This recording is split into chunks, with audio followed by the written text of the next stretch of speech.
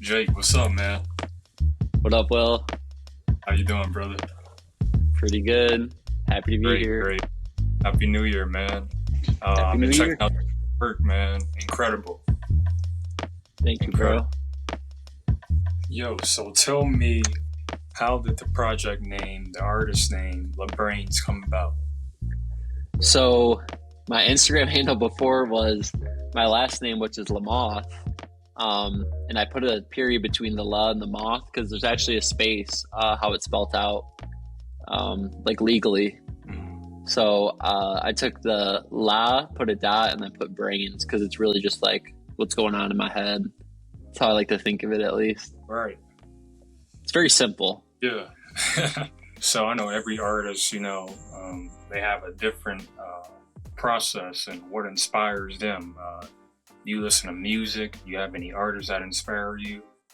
Yeah, so I'd probably say like for my collage work, the biggest inspirations I'd probably say David Carson. He David Carson. is he's one of like the like most famous handmade collage or like expressive collage makers. And he really like popularized the whole collage work, Mm, or like weird handmade abstract collage work.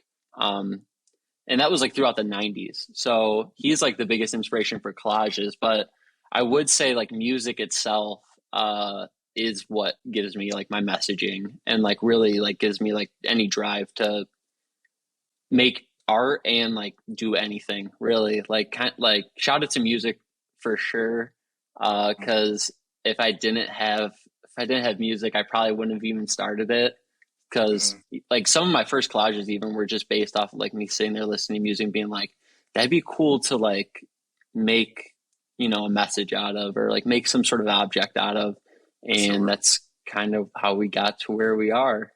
What artists or what genres, what sounds, when you look at your art, if you had to pick and choose an artist, who would you describe, your I would work probably for? Who would you attach it to, Yeah, it's in I terms mean of it's crazy because it that? ranges. Like I just posted something recently that was some people might be familiar with them, but Slipknot, right? It's like this very heavy metal band, like scary Oh, guys. They wear yeah. masks, like they're terrifying. But I was listening to them and like I grew up listening to like a lot of heavy metal and I was listening to them, I was like, this would just be really cool to get down. And so like that like whole feeling of that piece itself was based off like a Slipknot song, which is just terrifying, like if you listen to it.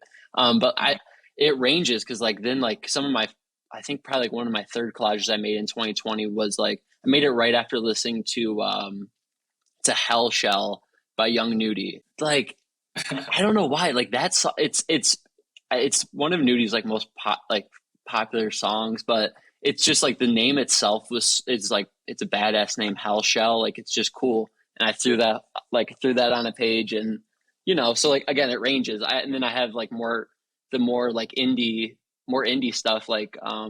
there's a piece inside the collection, which is based off an Anko song.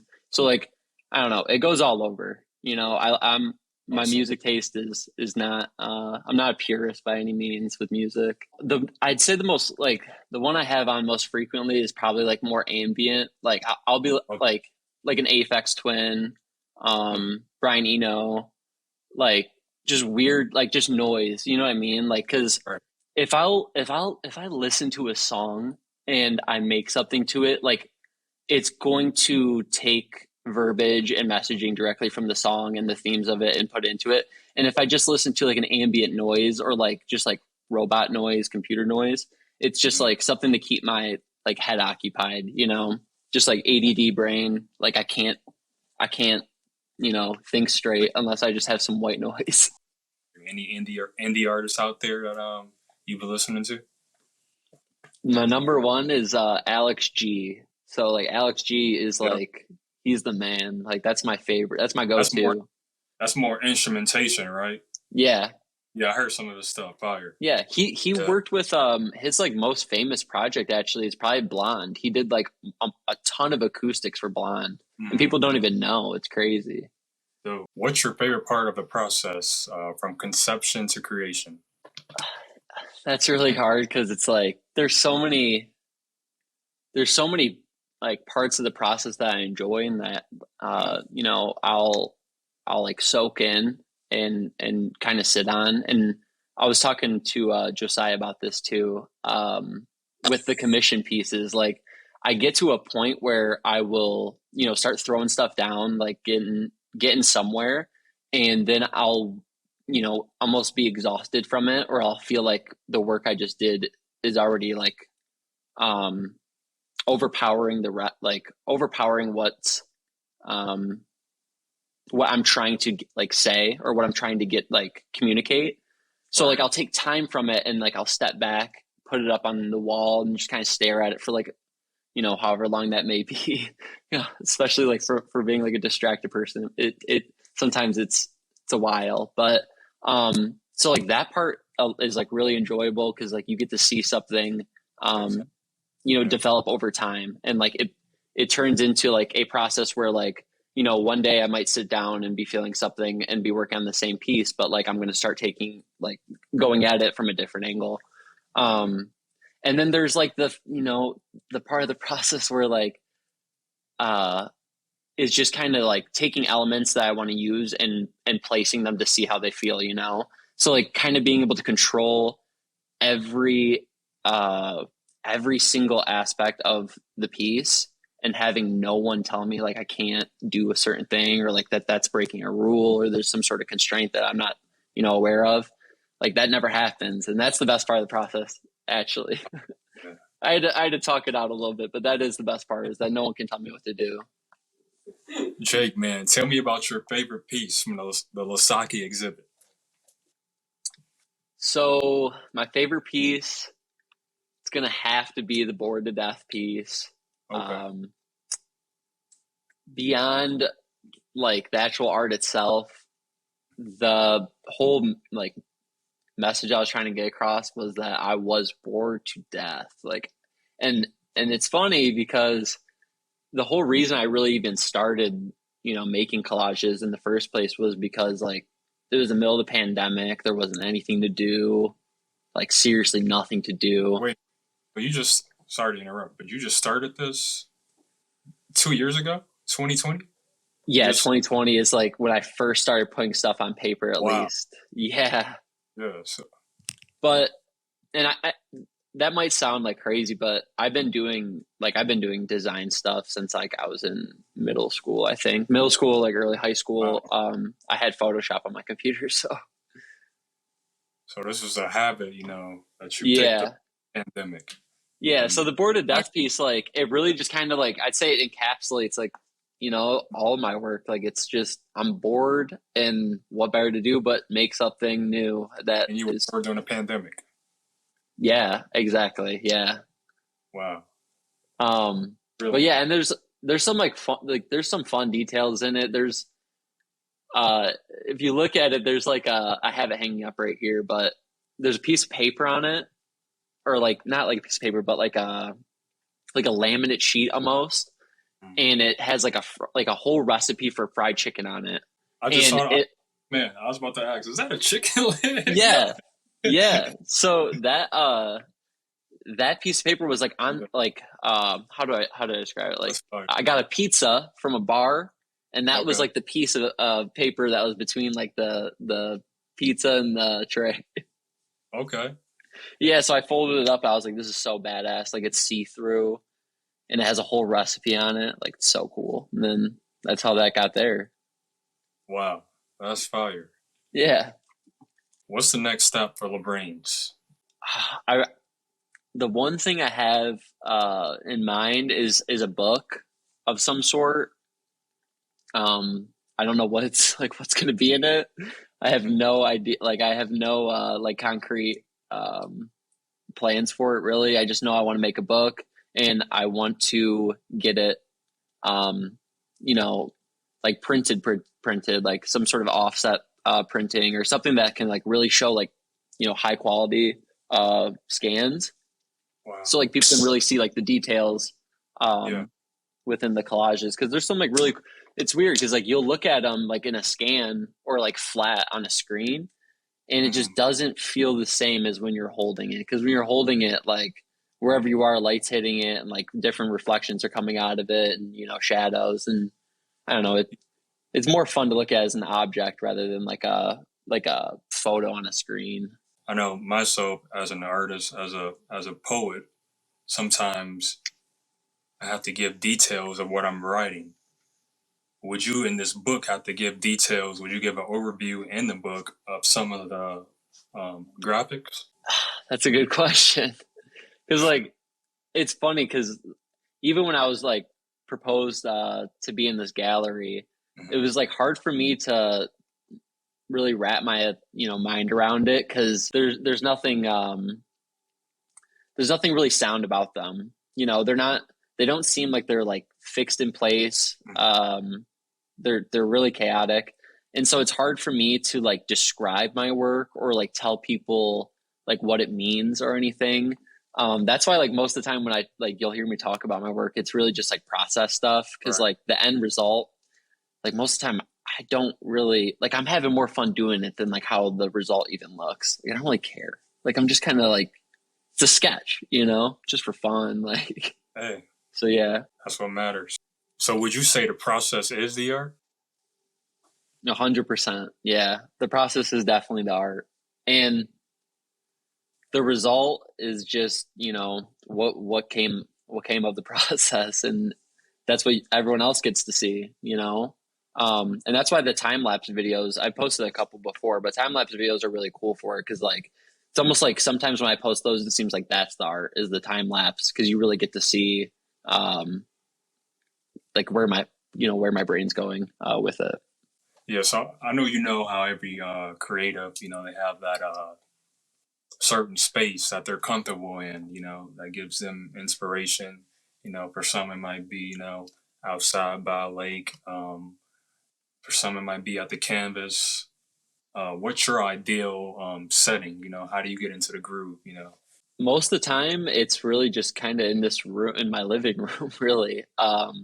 I live in a pretty small apartment, so I Yeah. just post up my workbench right in the middle of it, and so just my my place. I like to have my computer nearby, Hmm.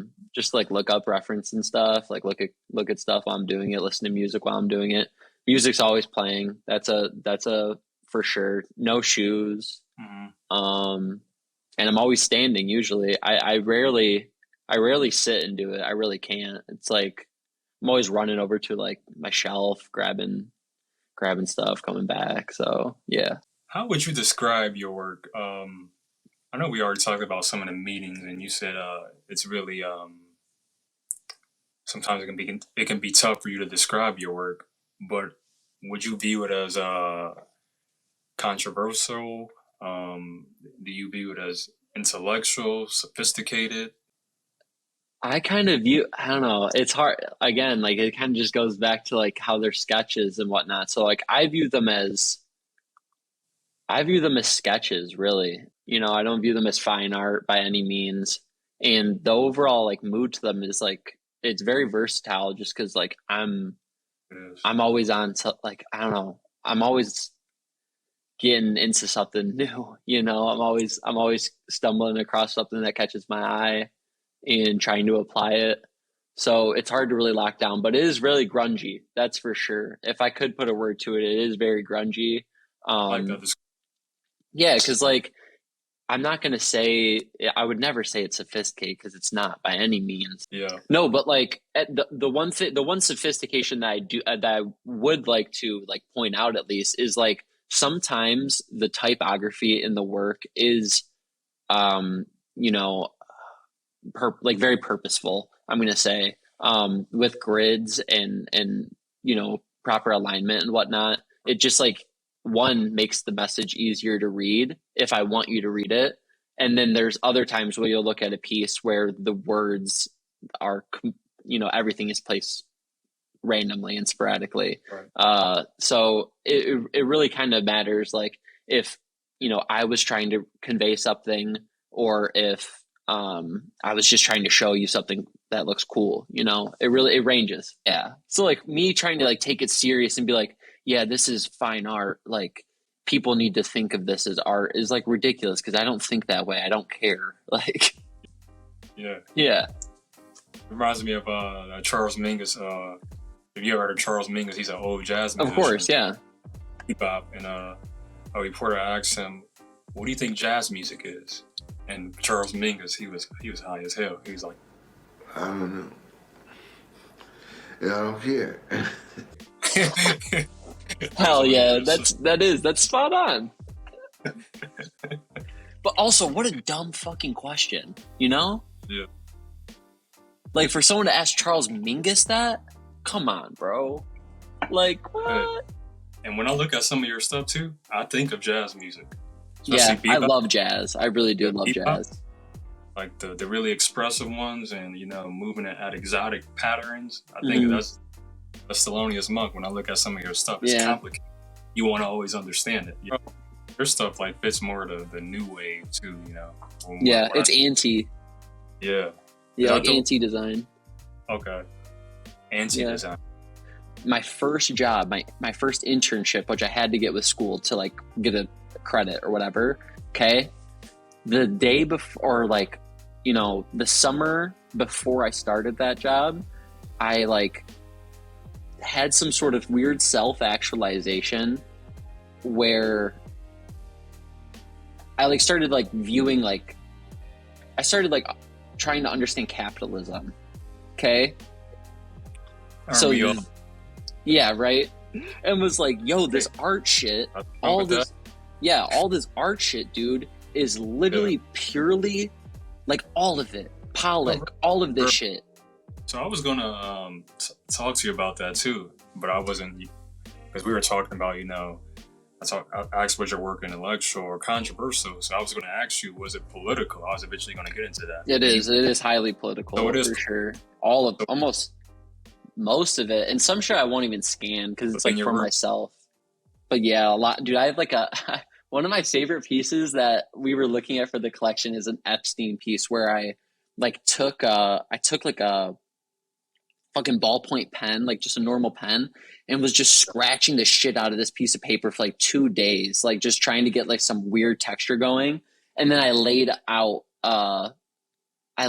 like 3 facts about the Little Black Book, like some like crazy, like some really weird shit.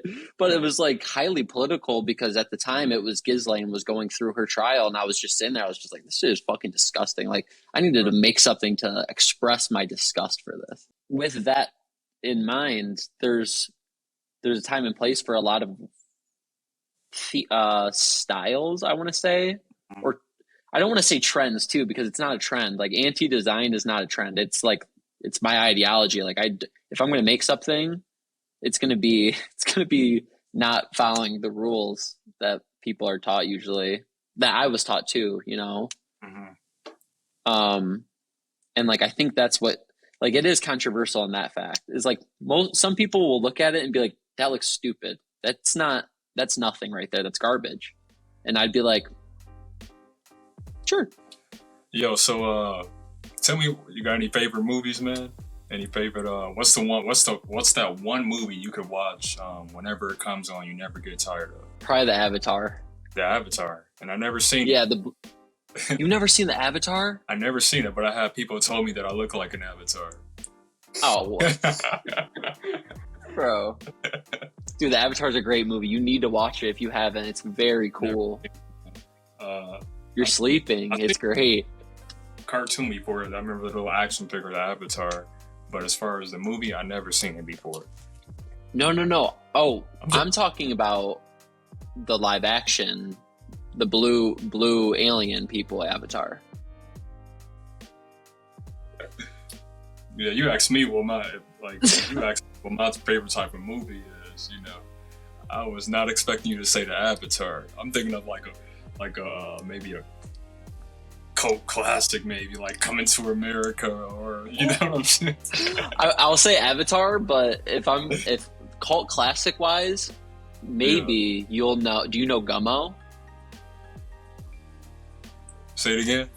So if you could be mentored by anyone, who would it be?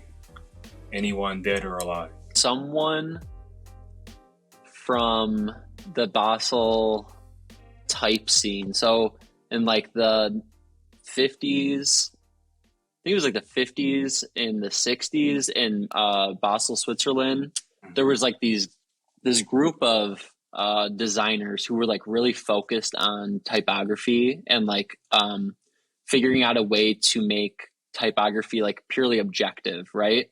So like beyond like type and fonts, like giving off a mood, or like Comic Sans, for example, like is a font that teachers use, all over the United States. Okay. And the kids know Comic Sans from that. So it has that vibe. These designers were trying to find a way to use type, but only to convey messages and convey nothing about the artist or the designer.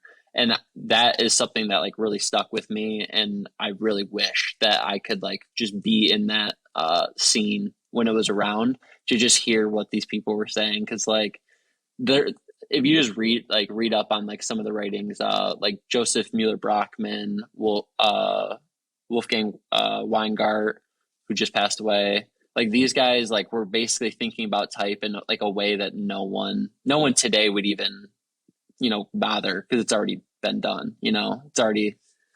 People have already figured out how to correctly typeset and make things the most legible, but back then it's probably different. This is la.saki. I'm Will Reese. Jake, I enjoyed talking to you, brother. I know on the day of the exhibition is your birthday, so happy birthday. Wish you many more success. I can't wait to see all the rest of the projects. I'm looking forward to this exhibit. la.saki, thank you, brother. Thanks, bro. Dude. la.saki.